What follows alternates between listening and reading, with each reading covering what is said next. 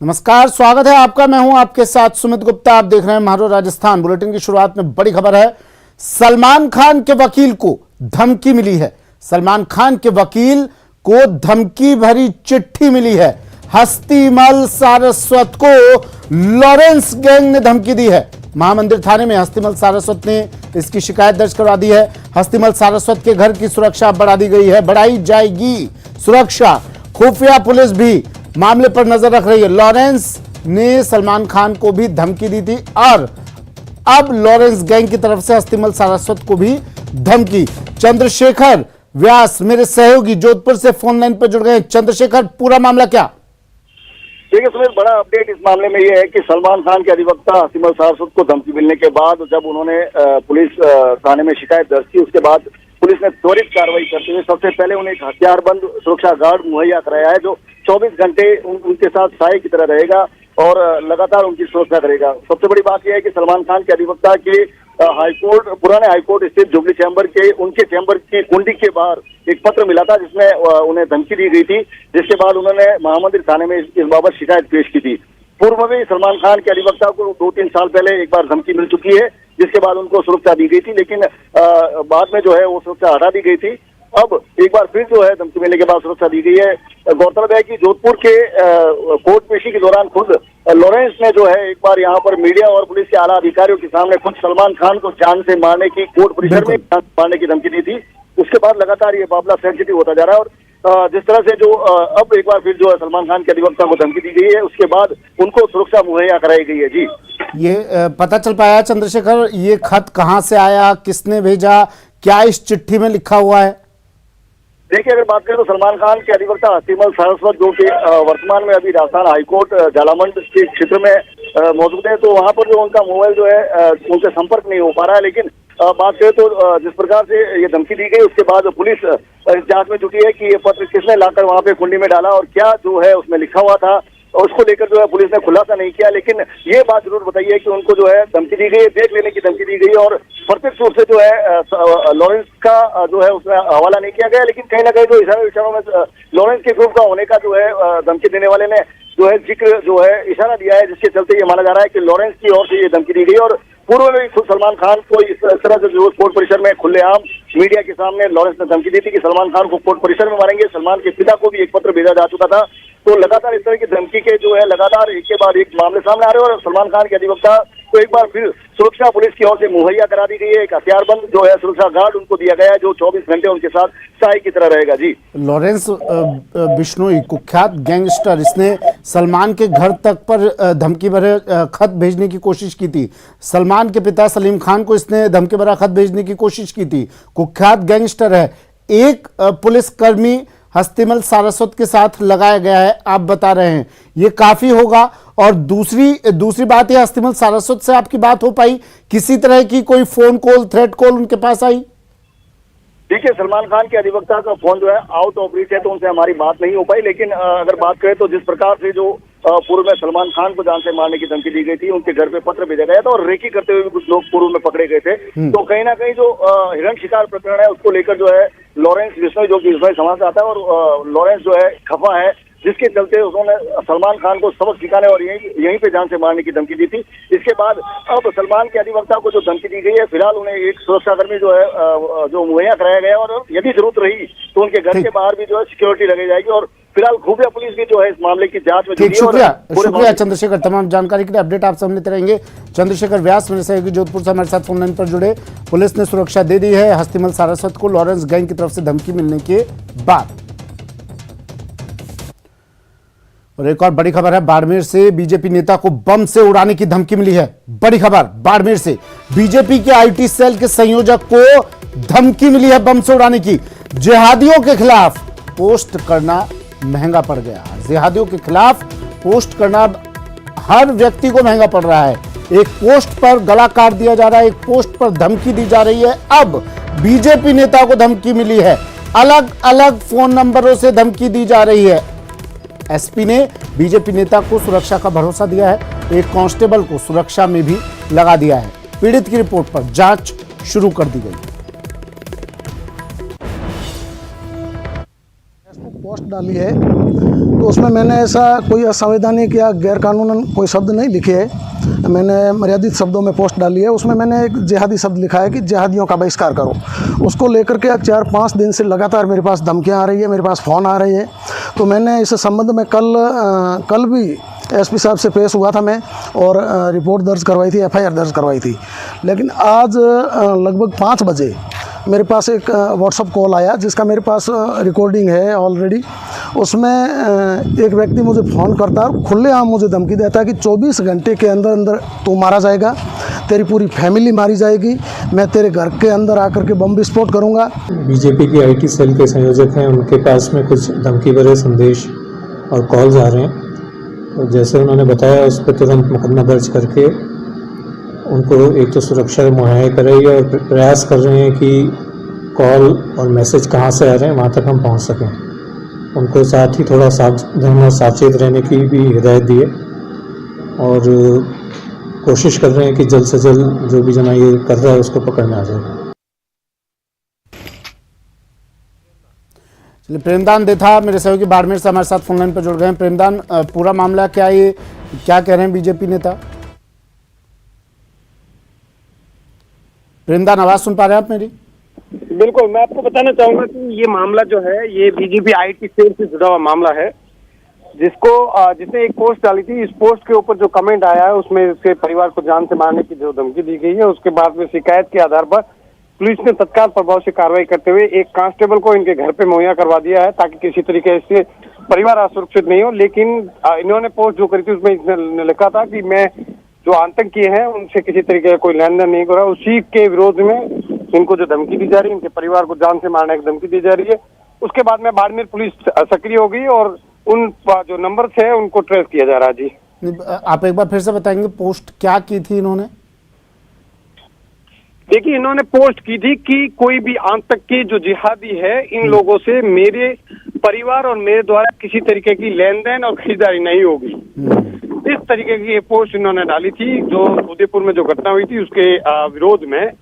क्योंकि ये BJP IT cell से है और लंबे समय से आईटी सेल में काम कर रहे हैं, और लगातार इनकी इस तरीके की पोस्टर जो है वो आती रहती है बीजेपी के समर्थन में। उसी को लेके इनके पोस्ट के ऊपर रिएक्शन हुआ और सामने वालों ने जान से मारने की धमकी दी है। जिस फोन नंबर से धमकी आई है उस फोन नंबर के आधार पर पुलिस जांच में जुट चुकी है।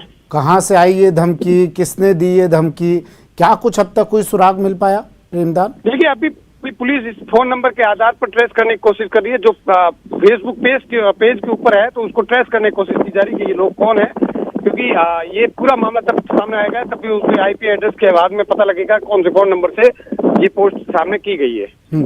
और बीजेपी नेता से आपकी बात हुई, ये भी अब खौफ के साए में जी रहे होंगे, क्या कह रहे हैं? घर से बाहर निकल रहे हैं ये? क्या किसी तरह की इससे पहले कोई इस तरह की कोई धमकी मिली थी इन्हें? देखिए, इससे पहले किसी तरीके की इनको धमकी नहीं मिली है, लेकिन उदयपुर की जो घटना है उसके बाद में पूरे देश के अंदर कहें या प्रदेश में कहें, इस तरीके की चीजें निकल करके सामने आ रही है और उसको सुरक्षा एजेंसी अभी गंभीरता से ले रही है। इनकी शिकायत जो 1 तारीख की पोस्ट थी, उसकी शिकायत के आधार पे पुलिस ने तत्काल प्रभाव से इनके घर पर सुरक्षा के तहत एक कांस्टेबल तैनात कर दिया है, उनको सुरक्षा दी गई है। साथ ही जिस व्यक्ति ने धमकी दी है उसको ट्रेस करने की कोशिश की जा रही है, ताकि कौन व्यक्ति है जिसने इस तरीके का धमकी भरा जो इनको दिया है। उसके बाद में जांच के बाद में चीजें निकल करके सामने आएगी ये कौन व्यक्ति है जिसने इस तरीके की धमकी दी है, इसके परिवार को जान से मारने की। शुक्रिया प्रेमदान तमाम जानकारी के लिए।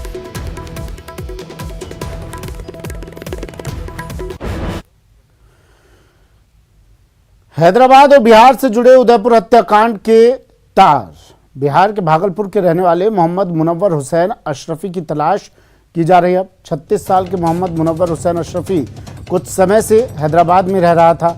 एनआईए ने अशरफी के हैदराबाद वाले घर पर समन चिपका दिया था। अशरफी को 14 जुलाई को जयपुर एनआईए दफ्तर में बुलाया गया है। अब अशरफी की तलाश में एनआईए की टीम जुटी हुई है।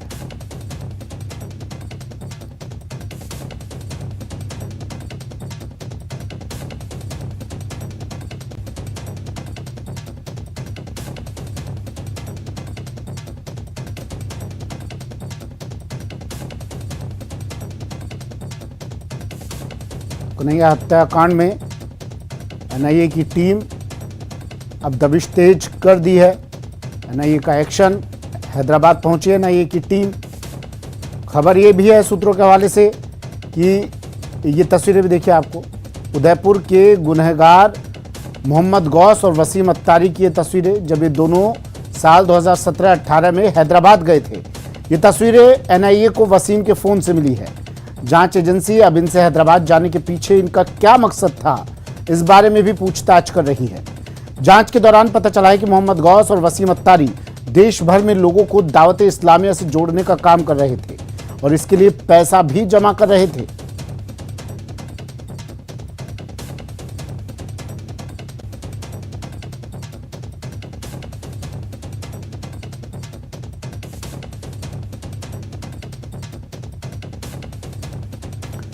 उदयपुर से कपिल शिमाली मेरे सहयोगी फोन लाइन पर जुड़ गए हैं। कपिल, एक के बाद एक नए खुलासे एनआईए की टीम कर रही है। अब ये नया खुलासा, हैदराबाद भी गए थे ये दोनों आरोपी, अब क्या ये समझा जाए कपिल कि हैदराबाद में भी कुछ लोग हो सकते हैं? क्या कुछ लोग और एनआईए के रडार पर जो हैदराबाद में हो?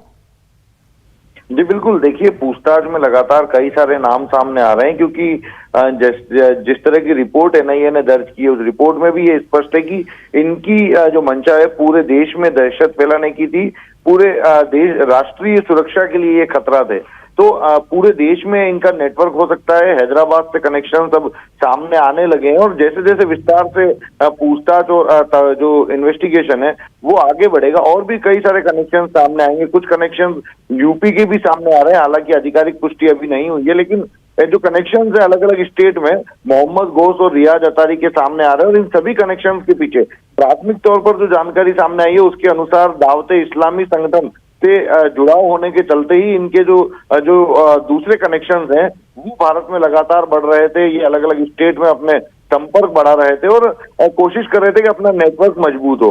इसी तरह का नेटवर्क ये उदयपुर में भी मजबूत करना चाह रहे थे। उदयपुर में भी स्थानीय लोगों के ब्रेन वॉश करते हुए उन्हें धार्मिक वीडियो भेजकर कोशिश करते थे कि उन्हें अपने साथ जोड़ा जाए, क्योंकि शोएब नाम के एक व्यक्ति की कुछ कॉल रिकॉर्डिंग सामने आई है, उसमें इन्होंने उस शोएब का भी ब्रेन वॉश करने की कोशिश की थी, लेकिन शोएब लगातार इनके द्वारा जो व्हाट्सएप ग्रुप में उसे जोड़ा जाता वो लगातार उससे लेफ्ट हो जाता और रियाज अतारी ने उसे फोन करके भी जो है वो ये समझाने की कोशिश की थी कि उसे इन ग्रुप में बना रहना चाहिए, क्योंकि उसका जो जीवन है वो अल्लाह द्वारा दिया गया है। इससे जोड़ने की उसने कोशिश जो है ऑडियो रिकॉर्डिंग जो सामने है उसके मार्फत भी की है। तो इनका जो उद्देश्य वो नेटवर्क बनाना था और निश्चित तौर पर अब जिस तरह से इन्वेस्टिगेशन हैदराबाद तक पहुंची है तो वहां पर भी जब इसके खुलासे होंगे तो कई सारे कनेक्शंस सामने आने की उम्मीद जताई जा रही है। शंकर आनंद भी जुड़ गए हैं मेरे सहयोगी दिल्ली से, हमारे साथ जुड़े हैं शंकर, हैदराबाद से भी कनेक्शन अब सामने आ रहा है, यानी ये समझा जाए कि अभी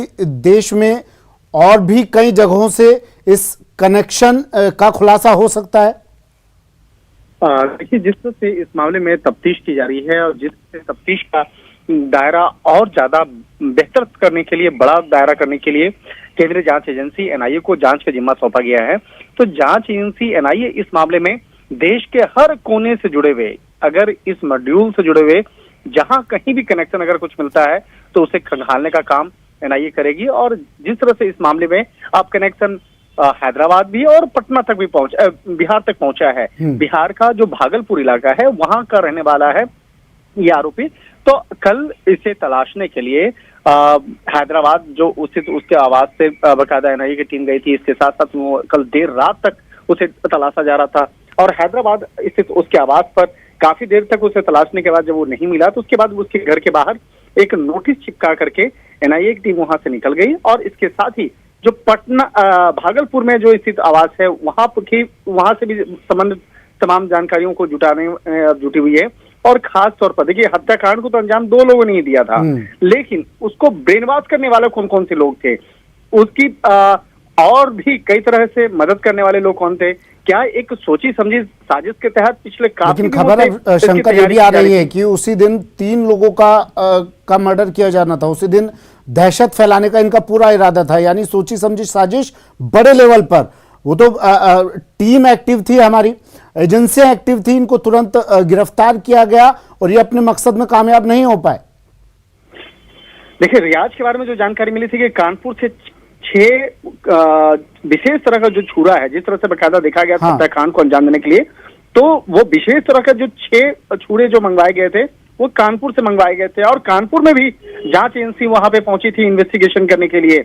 और जिस तरह से बकायदा इस मामले में कुछ और भी लोगों को रेकी करने का जो जिम्मा सौंपा गया था कि रेकी करके उस मामले की जानकारी दी जाए, तो इस मामले में भी जानकारी मिली और आरोपी मोहसिन ने इस मामले पर कई महत्वपूर्ण जानकारियों को जो राजस्थान पुलिस के साथ में साझा किया है और उसी के तहत ये तमाम जानकारियां सामने आई थी कि किस तरह से इस मामले में कई लोगों की बैठक हुई और इसके साथ ही मुखर्जी सर्किल जो है उदयपुर कलेक्ट्रेट के पास में, वहां पर भी एक महत्वपूर्ण बैठक हुई थी और वहीं पर ये 3 लोगों की हत्या करने की जो एक साजिश है उसको रचा गया था और 6 लोगों को इसका जिम्मा दिया गया था, जिसमें कि 2 लोग जो पहला दिन में ही अरेस्ट हुए थे, मोहम्मद अतारी और गौस जो है उसकी दोनों को उसकी अरेस्टिंग हुई थी। और लेकिन जो 4 अन्य लोग हैं वो लोग कौन कौन से लोग थे, कहां उन लोग को इस तरह की वारदात को अंजाम देना था, इस तरह के हत्याकांड को अंजाम देना था, उसकी तलाश की जा रही है। तो एक तरह से कहा जा सकता है कि ये इन्वेस्टिगेशन तो राजस्थान पुलिस की है, जो इनपुट जो मिला था राजस्थान पुलिस से मिला था, लेकिन उस मामले पर एनआईए कैसे देखती है, इस मामले के इन्वेस्टिगेशन में किस तरह से और आगे बढ़ना है, इन तमाम मामलों की गंभीरता को देखते हुए आगे इन्वेस्टिगेशन किया जा रहा है। कपिल, मुखर्जी नगर में बैठक हुई थी एक और कई लोग उस बैठक में शामिल थे, 6 लोगों को जिम्मा सौंपा गया था, बाकी के लोगों का क्या कुछ सुराग मिला, कहां ये लोग पहुंच गए होंगे, कहां स्लीपर सेल के तौर पर ये लोग काम कर रहे होंगे, कुछ पता चला अब तक? देखिए, एनआईए की टीम जो है वो लगातार इन्वेस्टिगेट कर रही है। दूसरी ओर जो स्थानीय एजेंसीज है जिसमें स्थानीय पुलिस है, एटीएस की टीम द्वारा शुरुआती दौर में तफ्तीश की गई, साक्ष्य जुटाए गए थे, वो सारे जो इनपुट्स हैं वो सारे एनआईए को सुपुर्द कर दिए गए हैं। अब एनआईए बारीकी से इस मामले की जांच करेगी। आप देखिए, एनआईए सिर्फ और सिर्फ इस हत्याकांड को लेकर ही जांच नहीं करेगी, बल्कि इनके कनेक्शंस भी है वो भी खंगालने की कोशिश करेगी कि आगे इस तरह से जो ब्रेन वॉश करने का जो काम किया जा रहा है, जिसके बाद में जो लोग हैं वो इस तरह की घटना को अंजाम देते हैं, तो ब्रेन वॉश करने के में कौन कौन लोग शामिल हैं उन सभी तक पहुंचने की कोशिश की जाएगी ताकि आगे इस तरह की घटनाएं घटित ना हो। और कौन कौन लोग इस साजिश में शामिल थे, किसने इन युवाओं का ब्रेन वॉश किया, इसके अलावा और कौन कौन लोग थे, ये सारी जो है वो इन्वेस्टिगेशन का पार्ट है, उस पर लगातार तफ्तीश की जा रही है। लेकिन आधिकारिक रूप से अभी तक किसी तरह के नाम सामने नहीं आए कि जो दूसरे 4 लोग थे उनके बारे में एनआईए अभी तक कोई सुराग जुटा पाई है या नहीं, उन्हें डिटेन कर लिया गया है नहीं, ये सारी जानकारियां हम जुटाने की कोशिश कर रहे हैं, लेकिन अभी तक पूरी जानकारियां स्पष्ट तौर पर नहीं मिल पाई है। शंकर, दावत इस्लामी इस गुट के इस संगठन के बारे में, इस गुट के बारे में आप कुछ बता पाएंगे, किस तरह से ये लोग फंड इकट्ठा किया करते थे और कितने लोग और इसमें शामिल हो सकते हैं, कितने लोगों का ब्रेन वॉश किया गया होगा? ये सवाल इसलिए शंकर क्योंकि कुछ जगहों से ऐसी गुल्लक, कुछ छोटे छोटे डब्बे मिले हैं दावत इस्लामी के, जहां से चंदा इकट्ठा किया जा रहा था। क्या उसी तरीके से ये लोग फंड इकट्ठा कर रहे हैं? क्या उसी तरीके से लोगों को भी अपने साथ जोड़ने का काम कर रहे हैं लोग, महिलाएं, छोटे छोटे बच्चे? देखिए, दावत इस्लामी के साथ साथ मैं और एक संस्था की बात करना चाहूंगा, पीएफआई की। पीएफआई से जुड़े मामले में भी केंद्रीय जांच एजेंसी ईडी की टीम और एनआईए की टीम पहले कई मामलों में तफ्तीश कर रही है। और उस संस्था का जिक्र मैंने क्यों किया वो मैं बताना चाहूंगा कि उस संस्था के द्वारा भी इन्वेस्टिगेशन के दौरान ये पता चला था कि काफी छोटी छोटी रकम वो लोग इकट्ठा कर रहे थे और उसी रकम को बड़ा करते हुए कई बड़ी अमाउंट तैयार हुआ और उस बड़े अमाउंट को कई अलग अलग स्थानों पे प्रयोग किया गया था। जो चाहे मस्जिद के अंदर में नमाज पढ़ने के बाद वहां पर जब ऐलान किया जाता है और उस वक्त में ऐलान किया जाता है कि आप अपने मन से जितना आप ज़कात दे सकते हैं, चाहे 50 रुपया हो, 100 रुपया हो, 2000 हो, 5000 हो, तो छोटी छोटी रकम आप दे सकते हैं। तो कई बार इन्हीं सब चीजों के आड़ में कुछ लोग साजिश करके इस तरह के मामलों को अंजाम देते हैं, जो धर्म के आड़ में कुछ इस तरह के मामलों को अंजाम देते हुए। जी ठीक, शुक्रिया शंकर तमाम जानकारी के लिए। कपिल, आपका भी शुक्रिया तमाम जानकारी के लिए। हैदराबाद पहुंच गई है एनआईए की टीम। बिहार मूल के मुनव्वर हुसैन अशरफी की तलाश तेज, यानी अब इस हत्याकांड के तार हैदराबाद और बिहार से भी जुड़ते हुए नजर आ रहे हैं। लोगों को दावत इस्लामी से, ये लोग दावत इस्लामिया से जोड़ने का काम करते थे, फंडिंग का इंतजाम भी करते थे कन्हैया के कातिल। और उसी दिन ये नया खुलासा हुआ है, कानपुर से चाकू लाए थे, 6 चाकू लाए थे मर्डर करने के लिए। 3 हत्याएं की जानी थी, लेकिन एनआईए और सुरक्षा एजेंसियों ने इनके मंसूबों को नाकाम कर दिया। दबिश हैदराबाद और बिहार में भी दी जाएगी।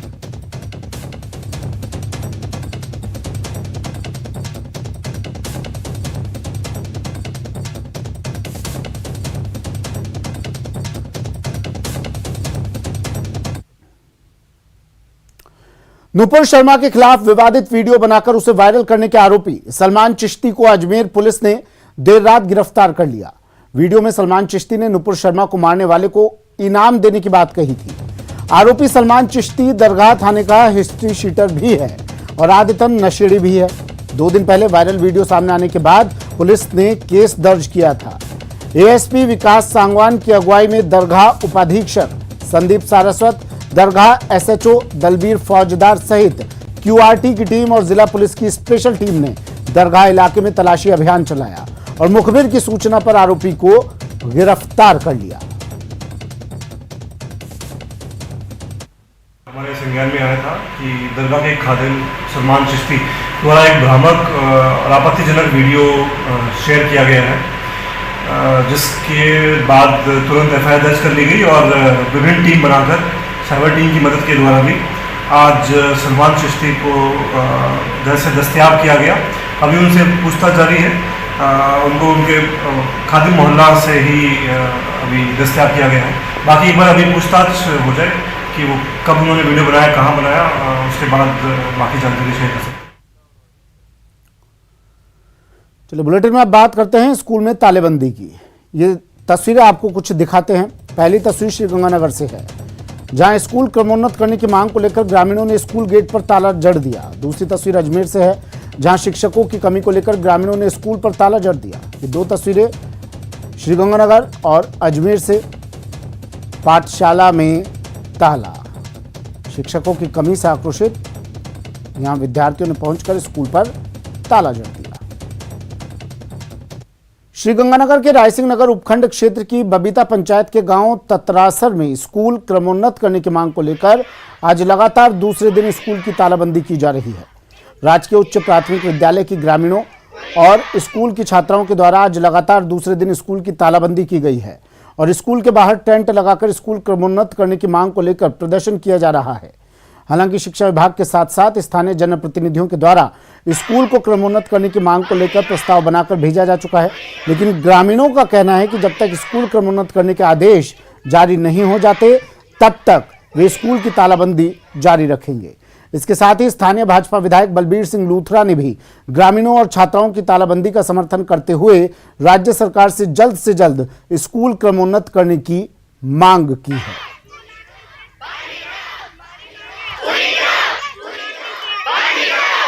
हमारा स्कूल बार नहीं होगा, ये तालाबंदी ऐसे चलती रहेगी हमारा। जो जिस प्रकार ग्रामवासियों ने बताया कि 1958 से ये स्कूल चल रहा है और आज तक इसका क्रमोन्नत नहीं हुआ, अभी भी 8वीं तक ये स्कूल है।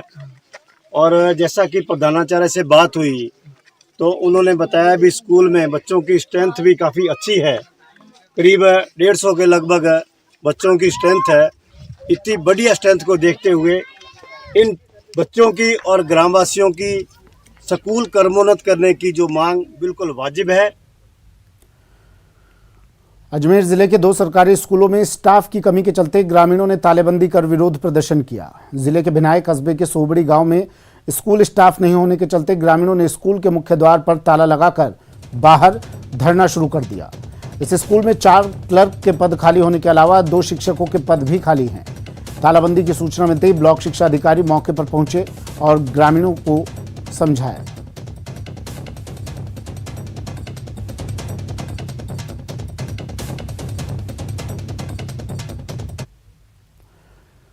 और अब बात कोटा की, जहां एक तरफ तो बिजली कटौती को लेकर लोगों में आक्रोश है और उधर पावर हाउस में शराब पार्टी हो रही है।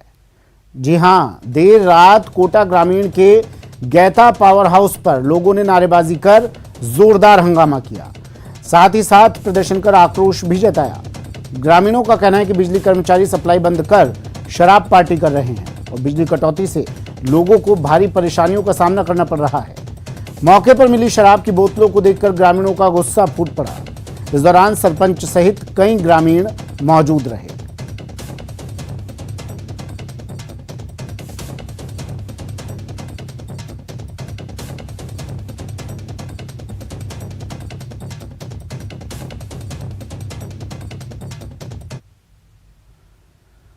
खबर सीकर से। सीकर में बीती रात एक शराब के ठेके पर फायरिंग की घटना हुई। एक युवक ठेके पर आया और सेल्समैन से बातचीत करने लगा। इसके बाद उसने पिस्टल निकालकर फायर कर दिया।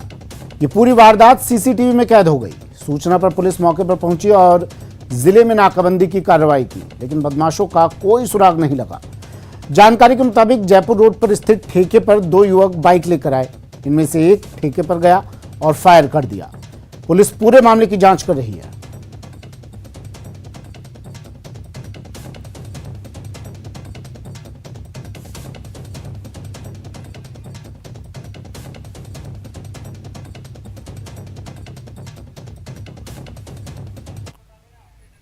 चलिए सीधा लिए चलते हैं। कांग्रेस का जनप्रतिनिधि सम्मेलन हो रहा है। मुख्यमंत्री अशोक गहलोत बोल रहे हैं। एक बार मंत्र पढ़ लिए गए और शिलान्यास हो गया, ये दूसरी बार का रिवाज कैसे लेके आ गया? तो पीएमओ के अंदर, प्रधानमंत्री कार्यालय के अंदर वापस वो कार्ड वार्ड नए छपाए गए और जितने होर्डिंग लगे थे नए लगे। जोधपुर के अंदर भी पचपदरा में प्रधानमंत्री कार्य शुभारंभ के अवसर में आ रहे हैं। तो आप सोच सकते हो वो लोग इस सोच के लोग हैं, क्यों 4 साल बंद की। आज वो योजना जो 40,000 करोड़ की थी, अगर बंद नहीं करते तो 5,000 करोड़ बढ़ जाते। आज वो योजना 40,000 की बजाय 70,000 करोड़ की योजना बन गई। बताइए। और अगर ERCP भी अगर राष्ट्रीय परियोजना घोषित नहीं करी, आप तो 36,200 करोड़ की योजना है, पता नहीं 60,000, 70,000, 80,000 करोड़ कहाँ पहुंचेगी योजना। समय किसी का इंतजार नहीं करता है। आपके हाथ में कलम आई है, चाहे केंद्र में हो चाहे राज्य में हो, किसी पार्टी की सरकार हो, बदलती रहती डेमोक्रेसी के अंदर।